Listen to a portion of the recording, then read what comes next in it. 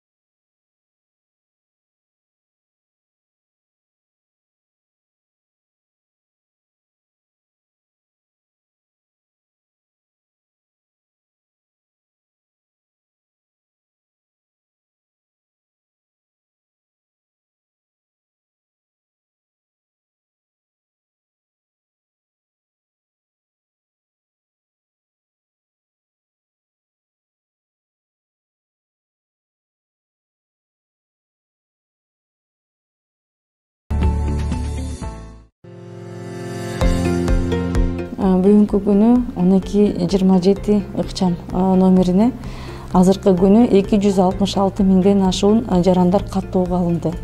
Жарандардын кайрылуулары бизге ар кайсы социалдык тармактардан келди, телефон чалуу менен келди жана өздөрү ошол заявкаларды толтуруп жөнөткөн.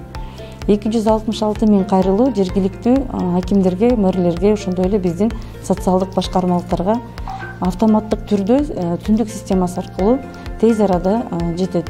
Алар ошол жерден карап, ошол үй бүлөнүн муктаждыгын бизге тастыктап, анан бизге заявка берет. Ал заявканын негизинде мына биздин Эмгек жана социалдык өнүгүү министрлигинде Кыргыз Республикасынын премьер-министринин буйругу менен ачылган депозиттик счетто 15 миллион сом акча топтолсо, ошонун 13 миллион 300 миң сомун региондорго которуп бердик. Мындан тышкары дагы премьер-министр менен 200 миллион сом региондорго жардам берүүгө деп бөлүнгөн. Республикалык жардам штабы ошондой эле жарандарга кайдыгер карабаган дагы биздин ошол бизнес структурада жүргөн же болбосо башка да жарандар менен тыгыз иш алып барып атат. Республикалык штабка продукт түрүндө да аябай көп жардамдар келет. Ошолордун баардыгы ошол биздин Бишкек Чүй облусуна тегерегиндеги статусу жок новостройкаларга түздөн түз ошол жергиликтүү бийлик берген тизменин тастыктап берген тизменин негизинде таратылып берилип атат. Жалпы республика боюнча айтып кетсек, 215 миң 288 үй бүлөгө жардам берилди. Биз умрага барып, алмаз салжыктуу келген элек, Лукаты больницасында анага айрылып чыктык. Доктурларга чоң рахмат. Өмүрү узак болсун, иштериге ийгилик тилейбиз. Үй бөлөсүгө тынчтык болуп, ар дайым бизге кызмат кылып жүрүшүн Кудайга дуа бериң. Амин. Tinchlik omonlik bo'lsin, yaxshilik kunlar bo'lsin. Umrlaring uzoq bo'lsin, rizqlaring baland bo'lsin. Tani jonlaring sog' bo'lsin. Shundaqa odamlarga yaxshiliklar va xizmat qilinglar. Amin. Bolalarimizni bag'riga so'yinib boraylik. Sizlar ham hojilarga rahmat, rahmat.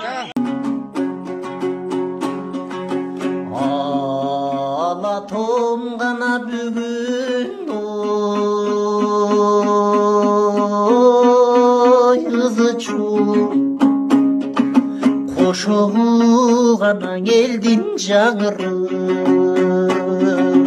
buluğup camgır toktoboy burganakta açılıp kürkürüp çamgır koyudur gün battına toğu caşınıp el ulu bugün el birbek kara jergende caşındı ak kalbak eldin sıymığın bugün alıp kettin Allah'ım çakırıp hurmatın oğlu insandı attin uzattı кантип батыныппын.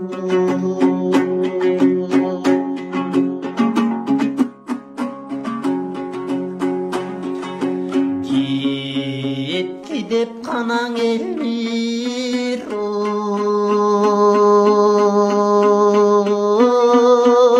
келбеске, бүгүн калкыбыз турат муңайып. Батканда чолпон төбөдөн батыштан келип мунарып, айланан каптап боз түшүп, асмандына бети тунарып. Өңүбүз сыздап кашкалдын өңү да кетти кубарып. Ак таңдай акын элмирди бүгүн арабыздан узатып. Эсинен танып эл турат эки көз жашка чыланып. Эгер элиңдин койсоң экиде, эртеге чочулу жүрмөкпүз, аттиң 200 жашка чыгарып.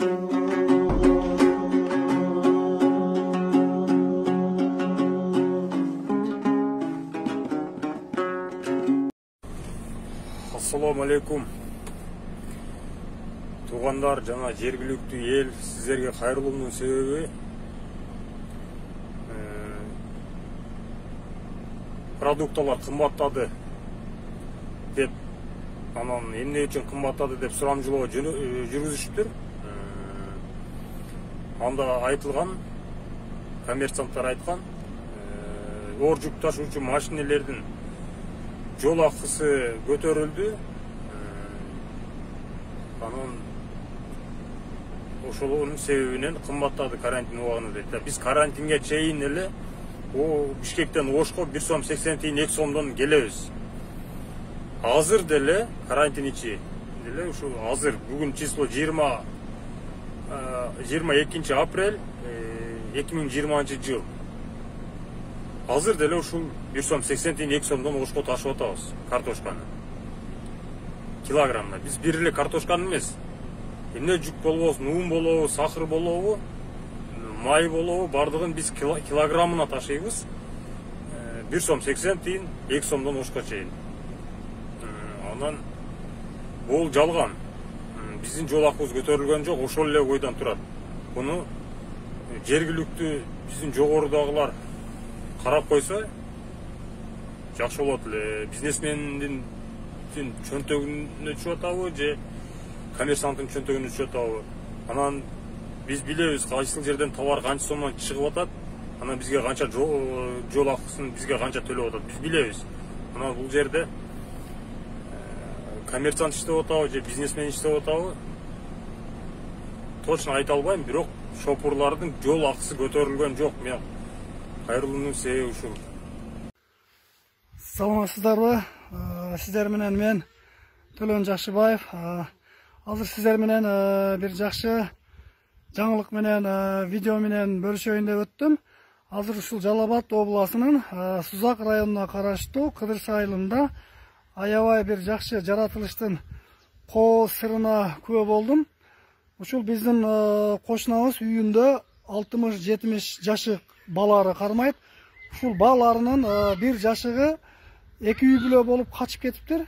Азыр мына рой деп коет экен. Адамдар ушул көчөдөн өтө албай, аябай ызылдап аткан, өтө албай турушкан. Азыр мына бир аз ынтымакка келип чогулуп, ушул даракка отурукташып калды. Эми сиздерге ушул баларынын рой менен тааныштырайын. Мынакей сиздер көрүп тургандай 1000ден ашуун балары чогулган. Мына үй бөлөктөшүп, бир чогулуп калышыптыр. Азыр үйдүн ээси келип, өзүнүн инструкциясы бар экен.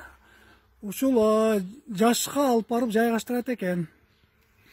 Эми элестетиңиз, мына учуп жүрөт, аябай коркунучтуу. Кокустан ушул баларга уяга тишсем эмне болот билесиздерби? Жок, элестетиш аябай кыйын. Себеби элестетиңиздер да, бул канча ары чакты. Бир жагы 2-3 ары чакса пайдалуу ден соолукка, бирок 1000 деген ары чаккан болсо ал элестетиш аябай кыйын. Эми бул жерде бир ой келет. Ушул жараткандын, караңыздар, адам баласына кандай жаныбарларды бизге кызмат кылыш үчүн жараткан. Ушул бал арылар чогулуп, бал жаратып, бизге ушул балды сунуштайт. Бул Аллах Тааланын керемет чеберчилиги, ушул жашоонун табият мыйзамы. Ошондуктан дайыма табият менен, жаратылыш менен таттуу мамиледе, гармонияда болсок, дайыма бизге жаратылыш адам баласын багып келген, сырын ачкан. Ошондуктан дайыма жаратылыш менен таттуу мамиледе болойлу. Ушул жаныбарларды эмне үчүн жараткан? Ушул жаныбарлардан биз үлгү алыш үчүн, бизге ушул кызмат кылыш үчүн адам баласы ушул жер бетинде кожоюнбуз. Анда эмесе баарыңыздарга ийгилик, ден соолук буюрса, ушул бал арыдай 1000 деген болсо деле, ушул бир үйдө, бир үй бүлөдөй Кыргызстаныбызда бал арыдай кызмат кылып, бир үй бүлө болсок, буюрса Кыргызстаныбыз мындан да жакшы өнөт. Карантин бүссө, буюрса мындан жакшы болот, бал арыдай чогуу иштейбиз деген үмүттөмүн. Баарыңыздарды эртеңки кирип келе жаткан Орозо айы менен куттуктайм. Орозобуз жакшылыктын айлары болсун, берекенин айы болсун. Буюрса, ушул илдет Орозо менен кошо чыгат деп ойлойм. Азыр ички дүйнөбүз менен гана тазаланабыз, ушул Орозо менен тазаланабыз. Мына вирус, ушул илдет канча адамдарды тазалады. Буюрса, аманчылыкта көрүшкөнчө саламатта болуңуздар. Ассаламу алейкум ва рахматуллахи ва баракатух. Урматтуу менин момун мусулман бир туугандарым. Бардыңыздар ушул кирип келген ыйык Рамазан айы менен чын жүрөктөн куттуктайм.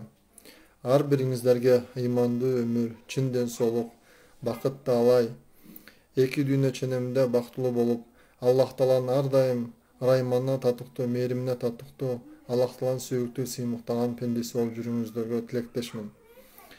Ыйык Рамазан айында биздин хадистерде айтылат, кимде ким чын дили менен, чын ниети менен орозо кармаган болсо, Аллах Тааланын ыраазычылыгы үчүн аладан ар-раян деген бейиштен орун алат деп. Ушул айда урматтуу момун мусулман бир тууганым, ниетибизди, пейилибизди оңдойлу, дитибизди агарталы, ойлорубузду агарталы, жакшырталы, ыйманыбызды тереңдетели, бири-бирибизге болгон баардык мамилелерибиздин баарын жакшырталы, бири-бирибизге жылуу мамиле жасайлы, айоор мамиле жасайлы. Колунан келбей кыйналып турган баардык адамдарга, бир туугандарыбызга жардам берели, алардын жакшы жашоо турмушуна дагы бир колубуздан келишинче көмөктөшөлү. Анткени бул ай мээримдүүлүктүн айы, бул ай жакшы иштерди жасоонун айы, сабырдуулуктун айы. Ошондуктан биз өзүбүздүн колубуздан келишинче жакшы иштерди, жакшы амалдарды кылалы. Жакшы бир зикирлердин бири дейт, ла илаха иллаллах деп кимде ким көп айтса, анын дагы Аллах Тааланын астында даражасы бийик болот. Андан кийинки жакшы бир зикирлердин, сүрөлөрдүн бири Субханаллахи ва бихамдихи субханаллахи ва азим деп күнүнө ким канча кааласа, ким канча кудурети жетсе ошончо жолу айтсын. Ла илаха илла анта субханака инни кунту минна золимин дегенде бул эң жакшы адамзаттын кыйналып турган учурдагы, же бир нерсеге муктаж болуп турган учурдагы бир пайдасы тие турган дуалардын дагы бири ошол. Аллах Таала бизге кандай өмүр берди, кандай ден соолук берди. Биз бардык бизге берип жаткан рызкысына дагы, берекесине дагы биз шүгүр кылышыбыз керек.